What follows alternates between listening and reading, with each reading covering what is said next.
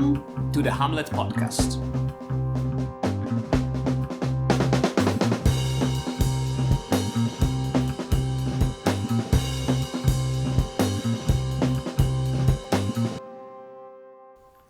This is the official podcast of the Cheerful Hamlets Students Theatre. This is Kuba, and I will be hosting today's episode. My guest is Dr Michał Oleszczyk, lecturer at the Faculty of Artes Liberales at the University of Warsaw, as well as at Warsaw Film School, a script consultant and a film critic. You can listen to him analyzing different movies in his amazing Spoiler Master podcast. Michał, welcome, and thank you very much for agreeing to come. Welcome, it's my pleasure. Thank you so much for having me today. All right, today we'll be talking about movie adaptations of Shakespeare. So Shakespeare on the silver screen, straight adaptations of his plays and films inspired by Shakespeare, and maybe those just alluding to his work. And this is the perfect topic for our guest because, yes, your expertise in the matter will prove handy. Absolutely. Well, I love Shakespeare and I love Shakespeare films, so I am looking forward to this. All right, so what's your favorite Shakespearean play? You're starting with the toughest question imaginable. My favorite play, or not a film? Okay. Not a film, play. Okay. Well, I love Shakespearean comedies. That's definitely my soft spot, and I would point probably to Much Ado About Nothing as my favorite comedy. But I will give the most predictable answer, and I think Hamlet is my favorite Shakespeare play because it's the play that I keep experiencing it in different ways as I grow older. I respond to it very differently across the history of reading Hamlet in my life, and I think it's the most profound, the most troubling, in many ways, simply the most uncomfortable play that Shakespeare has written, and I would point to Hamlet, but of course I'm very partial also to King Lear.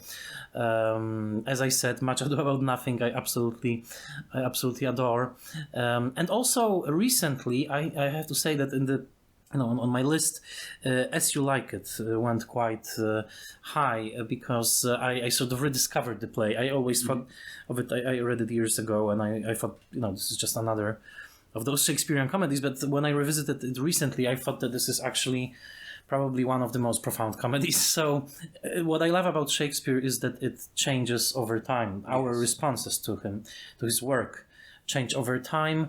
And it gains resonance because as you grow older, as you amass your own experiences and readings, and it truly becomes a different Shakespearean landscape every time you revisit it. And at this moment in my life, I would say that yes, Hamlet remains my favorite, and As You Like It became this unexpected favorite as of at least recent couple of months. I remember when into Warsaw's Teatr Współczesny, the Hamlet with Borys Szyc came onto stage, and I remember him speaking that he thought about playing Hamlet earlier, but he felt that he wasn't in a moment in his life, in general, that he could play the role. So I think it really plays, Yes, I didn't see this production, and unfortunately I didn't see as many Shakespearean productions as I would like. I definitely, my medium is film, but I like to watch Shakespeare performed live, but I didn't see enough Hamlets live that, for me to be able to compare.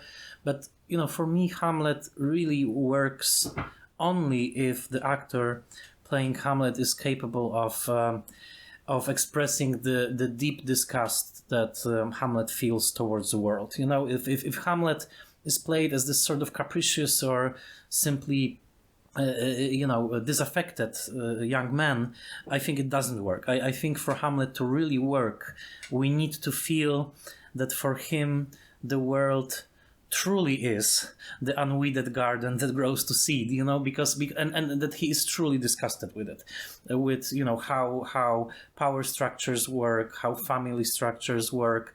If this is conveyed, then Hamlet is extremely powerful, because then to be or not to be speech actually has resonance, because then it truly becomes the question of why should we even bother with, living if the world is such a vile place? If it's just, Hamlet as an insolent, disaffected young guy, then it doesn't work for me at all. We need to feel this, deep disgust. And sometimes it works. And this is why this play is so troubling, because I think it truly is, on some level, struggling with the question of is life worth living, and struggling with question of suicide, of should we live or not? So it's a very, very deep existential questions.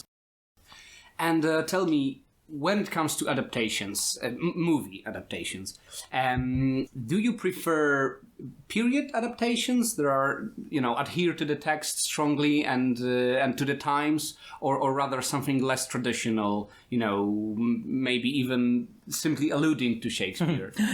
Both. My favorite examples are actually, I think, when the text is pretty much intact, although it's almost impossible because usually the text is abridged in some way or other.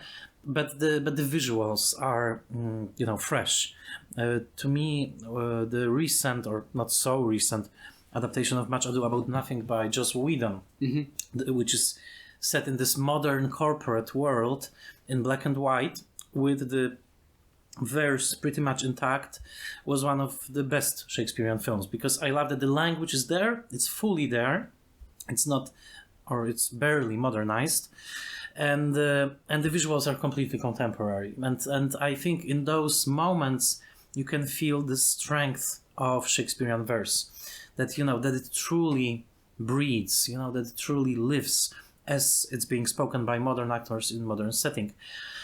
But of course, I wouldn't be here if I hadn't watched years ago Much Ado About Nothing by Kenneth Branagh, because that film, truly released in 1993, I think it turned the whole generation that I belong to. I think that movie turned us on to Shakespeare. We suddenly felt that Shakespeare is sexy because there was this movie set in Tuscany, very sensuous, beautiful, with the opening scene, and this joyous experience. And I remember being so struck by this. And of course, this was almost simultaneous with Stanisław Barańczak translating a play upon play upon play. So they were published literally like every year. A new play was published, and there was this growing excitement. Shakespeare truly seemed a contemporary writer in mid-90s in Poland because of those fresh Barańczak translations, which of course with passing years became the subject of criticism. But I don't think that as many people in my generation would have this genuine love of Shakespeare had it been not for Barańczak's fresh, probably controversial take as a translator. So I will remain eternally grateful to those translations. Sure. I remember, referring to what you said about keeping the text while changing the aesthetics. I remember watching Coriolanus with Ray Fiennes. I loved it. It was one one of those adaptations that really struck me because it was so contemporary, with the wars in the Middle East, and this was that aesthetic that we were accustomed to in a way, the aesthetic of war. Yes.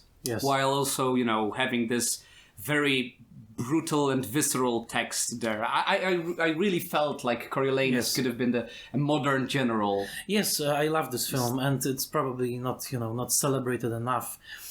Funnily enough, in my high school, Coriolanus was my favorite Shakespeare play. I was undergoing, Shakespeare really enters your system, and at that time I was going through this sort of anti-democratic phase in my thinking, and for a brief time I was this sort of homegrown monarchist who thought that monarchy is actually the best political system. That was probably around my second grade in high school, and when I read Coriolanus with his huge disdain for the crowd and for the people, and then it's so funny because it turned completely around. My experience of studying American studies and sort of falling in love with the ideals of American democracy completely changed me around. So now I would love to revisit Coriolanus and to sort of to face him again, because then I was kind of sympathetic towards him as I was 18. But yeah, that this is the way that Shakespeare works for you and with you. You know, you're closer to one character in one, you know, moment, and you are completely at odds with them. I mean, nowadays I think I would be horrified by Coriolanus. Then I was almost infatuated by him because I had this idea, you know, I was reading so much about monarchies and about medieval Europe, and I thought that, you know, maybe it's, you know, the best possible way to govern. But no, nowadays I don't think that at all. Well, yeah, he has this way of showing, you know, even bad quote unquote bad characters, you know, have many layers. I mean, you can just.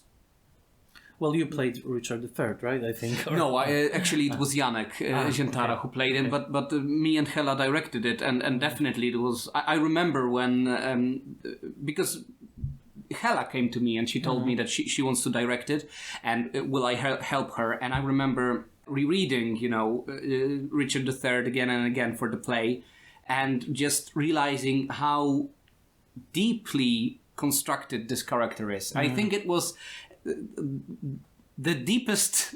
I don't want to, you know, go too far, but it might be the deepest character that Shakespeare has built, because he has this layer upon layer upon layer, which was, you know, it's almost impossible to convey in just one staging. Right. So when you think about movie adaptations, is there something about Shakespeare that you know, makes him open to movie adaptations? Maybe the you know, the constraints of theater, just like in Henry V, right? We have the wooden ode. It kind of begs us to just stage it in real life and then show the battle. Yes, as Branagh did in his first Shakespearean film, and also Laurence Olivier when he made his Henry V. He also staged, you know, the battle in a very sumptuous way.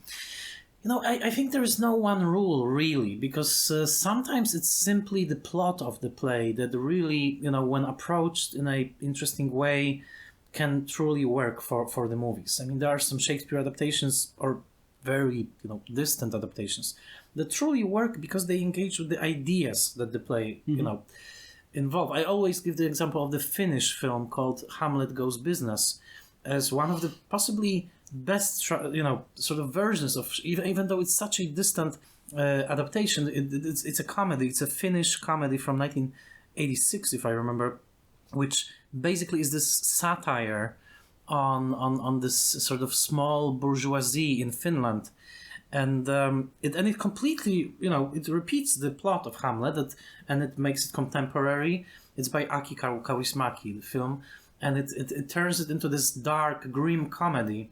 But I think it's one of the best commentaries to Hamlet that was ever made. I certainly prefer this to this obsessively faithful adaptation Kenneth Branagh made, you know, when he made the 4-hour Hamlet with every word and this ridiculous cast, which is, you know, some of it is wonderful, some of it is completely miscast. You know, Jack Lemmon as one of the guards, and Gérard Depardieu, who pops up out of nowhere. It makes no sense, but so sometimes it's that, but sometimes, and I love those moments when there's this genuine affection for the text itself, and at the same time there's this visual imagination and the acting that really brings something very alive. And those films that I truly love are Grigory Kozintsev's Soviet adaptations, Hamlet, King Lear, especially the 1970 King Lear, with Yuri Arvet, I think the name of the actor who plays, Estonian actor who plays Hamlet, the King Lear. Of course, Smoktunovsky as Hamlet in Kozintsev's Hamlet as well. But you know, even film like, which I consider a masterpiece, even though it's so flawed, Othello by Orson Welles, which was made over a number of years, actually. You know, it was like there was no money, they ran out of money, they shot a little bit of it in Morocco, a little bit of it in Italy. There are clear mismatches in terms of continuity and editing. It's a mess. and yet it's a fantastic film. I mean, it really breathes, and Iago is great. It's the Irish actor that I forget the name of right now, but and of course Wallace, who is, in many ways he's a hammy actor because he likes those very broad gestures, but he is Othello, and I think he's really wonderful as Othello. So yeah, there's no simple rule, but I think that Shakespeare works best on screen when the director is truly in conversation with the material, in conversation with the play. I think Franco Zeffirelli had a wonderful moment when he made Romeo and Juliet in 1968 with this extremely young cast.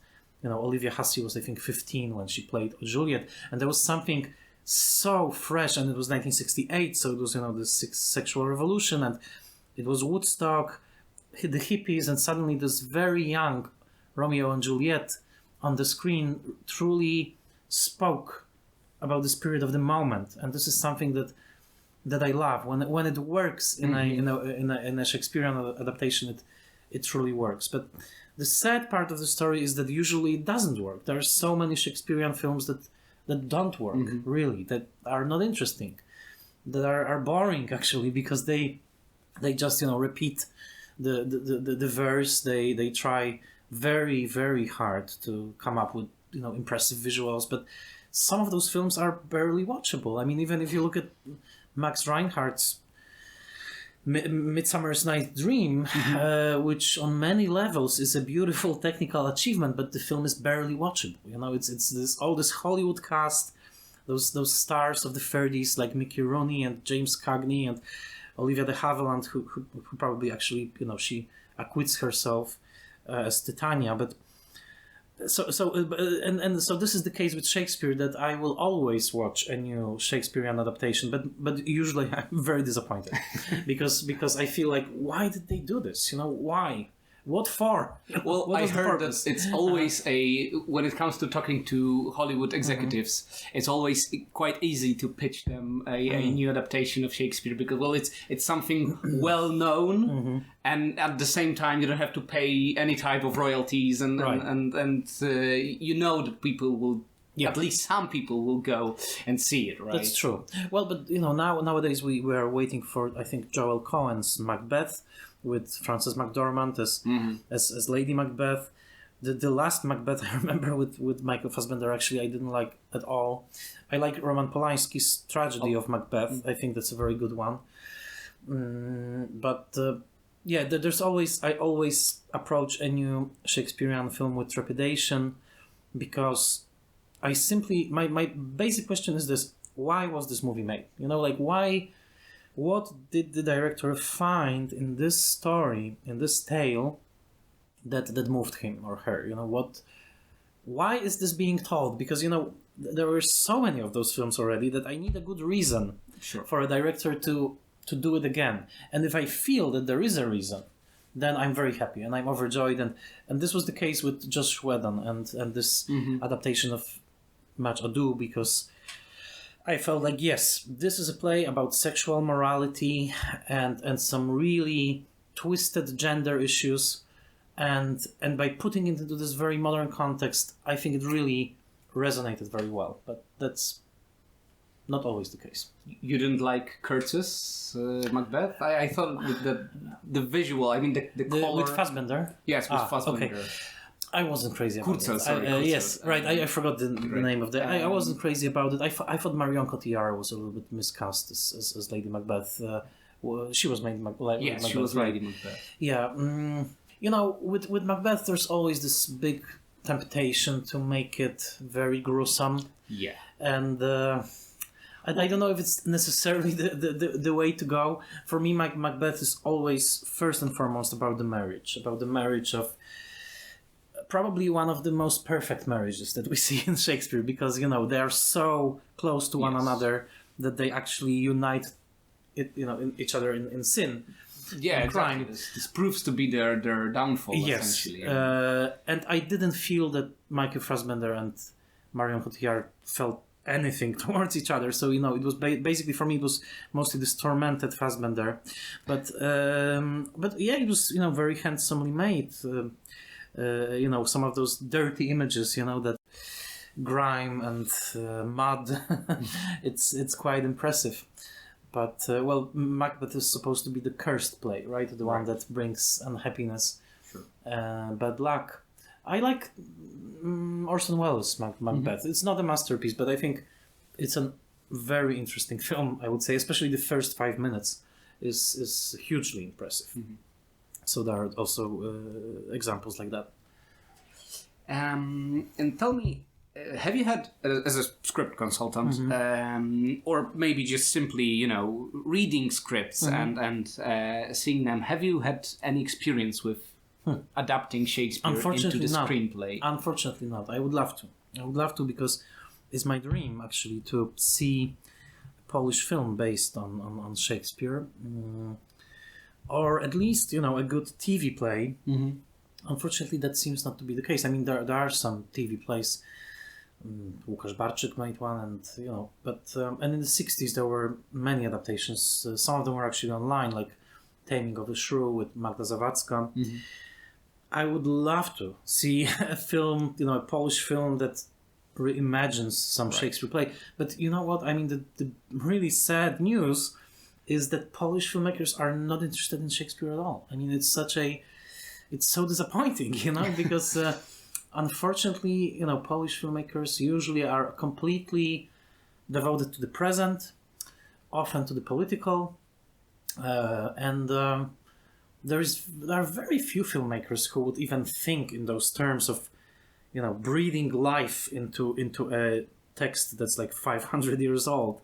It's too bad. I would love a director like that to come up, and perhaps you will be this director. I mean, to actually make this proposition, let's do a modern version of. This is what Wajda did in many ways, when he, in theater, of course, but he also made this wonderful film in 1972 that nobody remembers, which is not a Shakespearean adaptation, but I mean, it's the film about Jesus and the crucifixion, the Pilatus and Others, I think it's called, Pilate and Others, which brought, the crucifixion of Christ into the middle of contemporary Berlin. And I'm thinking, like, what a great potential this would be to stage a Shakespearean play in Warsaw, to pick up a spot that would truly resonate with the play, and to have actors perform. But I honestly didn't meet a single Polish director who would even mention an idea like this. So I think this is hopefully in the future. This could work for us, because I mean, when you think about Polish cinematography, it has its natural limits. When it comes to the budgets and sometimes the casting, but it's something that you could definitely. I remember listening to you talking about the kind of the advantage that the communist directors had over modern directors. Right. They had large groups of people that they could direct, and essentially the amount of resources that they had was huge. But Shakespeare could be staged in one room essentially. Of course. I mean, and I can tell you more. I can even imagine certain directors who, if they were pushed towards the material, I think they could come up with something interesting. Agnieszka Smoczyńska, I can imagine her, for example, directing a version of The Tempest, or Wojciech Smarzowski would probably made an interesting King Lear. But yes, I think King Lear would be good for him, because it's a big play. So, and I would love for somebody to have this idea, to somebody to have the. I mean, the first thing I cannot even imagine the situation. Like a Polish filmmaker right now doing like not even a big Shakespeare adaptation, but simply a Shakespeare adaptation, and there are some wonderful plays that are truly not that well known. I mean, Timon of Athens, or I'm not even saying about the truly obscure one like Pericles or something, but Titus was brought once. Titus, yes, and it had a mixed, I remember when it reviews. Opened, and it was mixed. Yeah, it was Anthony Hopkins and Jessica Lange in the film, but it would be really interesting to see. For example, for me, always one of the most beautiful Shakespeare text was the Winter's Tale, and this or even something like Taming of the Shrew maybe is always problematic because of the gender politics, but Sure. my dream would be, I mean, we have so many fantastic actors that for me, even to imagine even like an experimental version of A Midsummer Night's Dream that's shot on a small budget in a forest, I mean, it could be fantastic, but somebody would really need to fall in love with the place. Maybe as a way to, come back from the pandemic. Yes, maybe. Yeah. So, do you see any trends in the way that Shakespeare has been adapted? Maybe.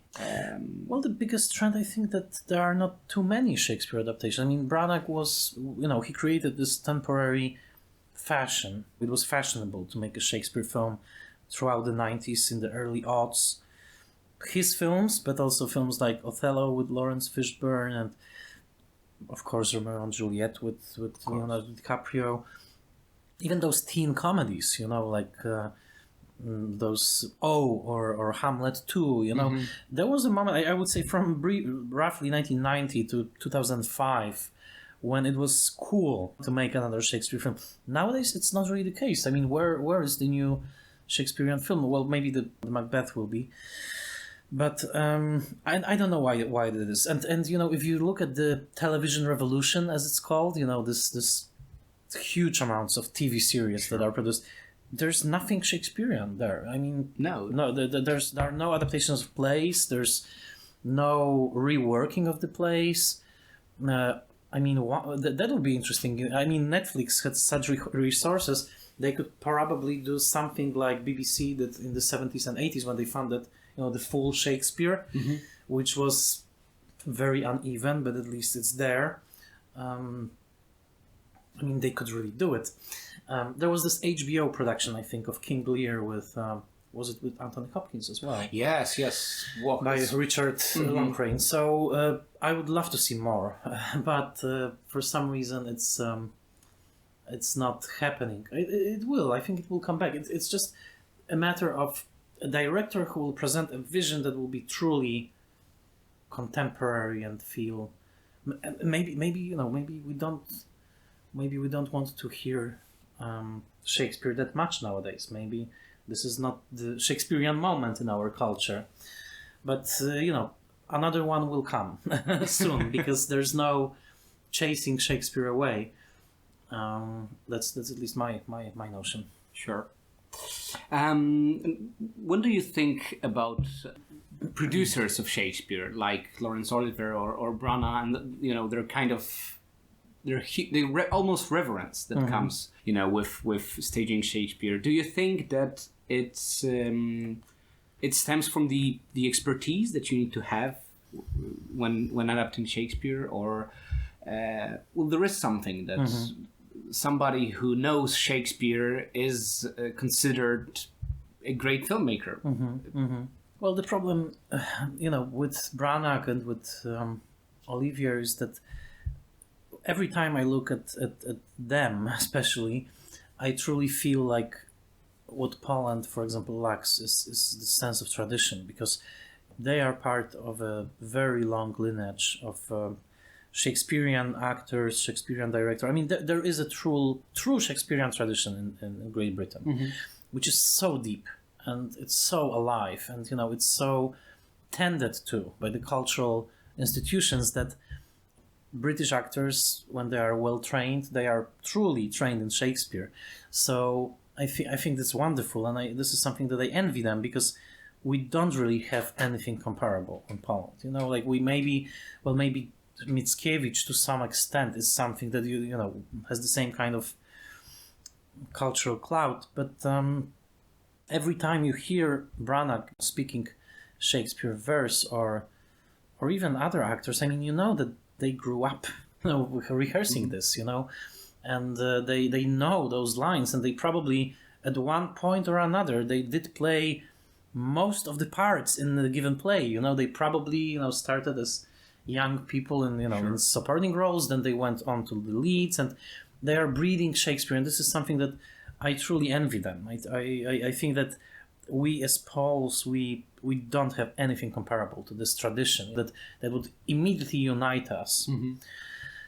And so, when you are watching those wonderful British actors playing, like Emma Thompson, or Judi Dench, it's in their DNA. It's in their DNA, and they are relying on this truly ages-long tradition, which proves to be very fruitful. So, and this is why I admire so much people who in Poland made this consistent effort to transplant the tradition, like Jerzy Limon, for example, and the Shakespearean theatre. And I think it's a valiant effort because, and it's a practical effort as well, I think, because if you base a lot of your craft on Shakespeare, you know that you have something to work with. I remember I remember listening a interview with Judi Dench, and she was talking about her very commercial roles, like in James Bond. But she said that she enjoyed them, but at the same time it was always something that was secondary to her work. In she started with Ophelia. I think she was just like 19 or something like this. She was freshly made, and then she was cast into Shakespeare, and then she directed it. I think she directed Brana as well. So yeah, I think it's a really good scaffolding. Yeah, it's wonderful, and when you listen to them, you can even read their Wikipedia biographies, and you can see that so she was Ophelia then, and then she was Lady Macbeth, and then she directed, and then as she was old, she played King Lear, like Glenda Jackson did, for example. And this is something that I envy, because it's like entering a room that's full of objects, and you become so familiar with those objects. And over the years, you encounter other people who are familiar with their objects. You discuss those objects. You exchange them. It's alive. It's alive. It's a live tradition. And in Poland, I often feel like, because of also historical circumstances, so many things were destroyed, that there isn't this common language. That this is something truly that we lack, and this is something that an empire, or former empire, like Great Britain, spent centuries perfecting. So I don't want to sound too negative, but there is a reason that for which we fell in love with Shakespeare and also with English language. There is this tradition that's very much alive, and it can be nourishing, I think, even for Poles. Did you see The Lion King when it came out? The Disney one. Well, I'm old, so I was 12 years old when it came out in the States. It didn't come out in Poland, I think, until 1995. But the thing is that my friend from elementary school, his father was traveling to the States, and he brought a bootleg VHS, a pirated VHS that was actually recorded on video camera by someone in New York, I guess. So it was the first camera pirated video that I ever saw, and he gave it to me, and I watched it. That's incredible. I watched it from this pirated American video, and this was also part of my English language training. Sure. So this is how I watched it, and I did watch it in 1984 thanks to that. And then later on I watched it on Polish screens. All right. But yeah, I know it well. So I wanted to ask you, did you catch the Hamlet trope in it, but probably when you were 12, not really? I didn't then. And later on, when I rewatched it, I was struck by how blatant it is. And also, by casting Jeremy Irons as Scar, of course, you couldn't play it more clearly. And also the songs are, especially, Be Prepared. Of course. Which is so difficult a song. I remember listening to the soundtrack. I didn't understand it then. But, some of the phrases are truly Shakespearean. Exactly. So I remember thinking that the cast from Richard III could just fit perfectly, and if we were to do The Lion King, absolutely, we could basically just take the cast and put it there. And the last thing I wanted to ask you is, you talked about this actually quite a lot, but if you could just pitch maybe a couple of unknown Shakespeare adaptations, maybe outside of the Western, yes. Let me think. Well, first of all, Kurosawa, I think, always is interesting. I like especially Throne of Blood, which is the Japanese Macbeth version. Definitely the Finnish one, Hamlet Goes Business. It's beautiful, small film. I would say also probably Peter Brook's King Lear, which is very austere, very cold, but actually very interesting, with Paul Scofield as Lear. And I think that this is, of course, Kozintsev, King Lear, astonishing adaptation, I would say. Well, some of them are almost humorous, like Strange Illusion, for example, is this Hamlet as film noir in 1945. So, Rosencrantz and Guildenstern Are Dead, which is actually a play by Tom Stoppard. Right. I always found amusing. Oh, of course, Chimes at Midnight by Orson Welles, which combines several plays in which Falstaff appears. It's a masterpiece. It's probably one of the greatest Shakespearean films. I love Julius Caesar as a play. I don't think any of the versions does justice to the play, but I would say that this independent one by David Bradley from 1950 is actually cool because it was made by a bunch of students.